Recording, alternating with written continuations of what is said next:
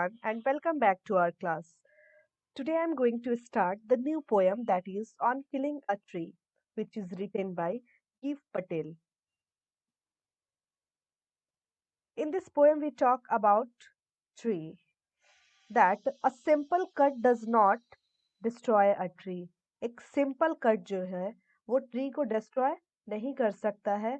अगर कोई सोचता है, अगर हम सोचते हैं कि एक सिंपल जाप से सिंपल जाब ऑफ नाइफ से अगर हम ट्री को कट कर सकते हैं, उसे हमेशा के लिए जो है किल कर सकते हैं, तो ऐसा नहीं होता है।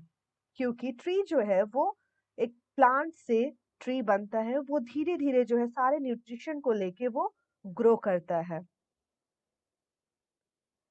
A plant takes nutrition from the soil. एक प्लांट जो है वो सॉइल से न्यूट्रिशन लेता है और वो ग्रेजुअली जो है वो ग्रो करता है और एक बिग ट्री में कन्वर्ट होता है। Plant to a big tree, rising out of it, feeding upon its crust.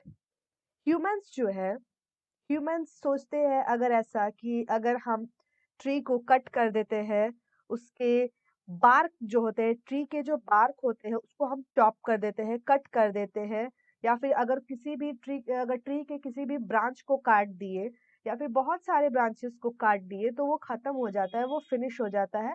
ऐसा नहीं होता है। अगर हम किसी भी ट्री के ब्रांच को कट करते हैं तो वहां से क्या होता है कि न्यू ब्रांच जो है वो ग्रो करने लगता है। फिर से जो है न्यू ब्रांच ग्रो करना स्टार्ट कर देता है। तो एक ट्री को कट करना इजी नहीं है। And the point of the tree which gets cut gives out sap just like a human being bleeds.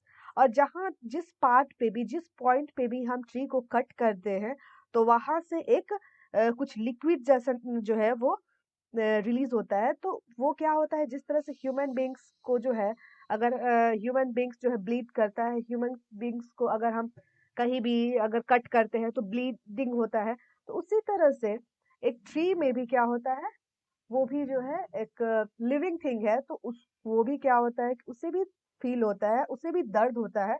अगर हम कहीं भी कट करते हैं तो वो एक सैप के जैसा उसके उस ब्रांच से, उस पॉइंट से रिलीज होता है।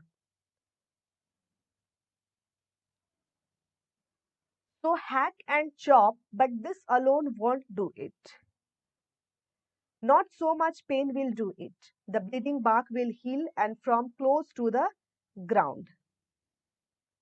और जिस अगर हम कट करते हैं किसी भी पॉइंट पे ट्री की, हम लोग बात की कि किसी भी पॉइंट पे अगर ट्री को कट करते हैं तो वहां से क्या होता है, वो जिस तरह से ह्यूमन बींग्स जो है वो ब्लीड करते हैं, उस तरह से ट्रीज में भी होता है और वो काफी उनके लिए पेनफुल होता है। वो ट्रीज के लिए काफी पेनफुल होता है, उन्हें भी पेन होता है। Will rise curled green twigs, miniature bogs, which, if unchecked, will expand again to former size. The poet says, यहाँ पे poet बोलते हैं that in order to kill the tree, it has to be uprooted. One has to separate the tree from the earth which supports it.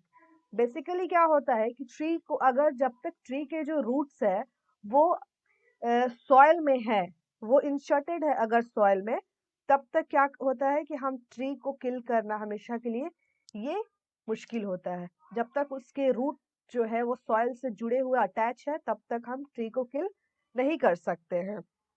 और अगर कहीं से भी cut करते हैं तो फिर से क्या होता है, अपने फॉर्मल साइज में आ जाता है, वो फिर से जो है उसके ब्रांचेस एक्सपेंड करने लगते हैं और वो फिर से ग्रो करना लगता है। The roots of the tree bind the tree with the soil in the pit of the earth. From there, the most sensitive and hidden part of the tree. क्या है, जो मोस्ट सेंसिटिव जो part होता है जो कि soil में छिपे रहता है वो होता है रूट। ये मोस्ट सेंसिटिव पार्ट होता है ट्री का, जिसको जिसकी वजह से ट्री जो है वो अपने लाइफ को उसी से उसकी लाइफ चलती है। और जब तक एक ट्री सॉइल में है तब तक उसकी लाइफ है। अगर ट्री को हम सॉइल से निकाल देते हैं तब जो है उसके धीरे धीरे जो है ट्री का जो लाइफ है वो एंड होना शुरू हो जाता है।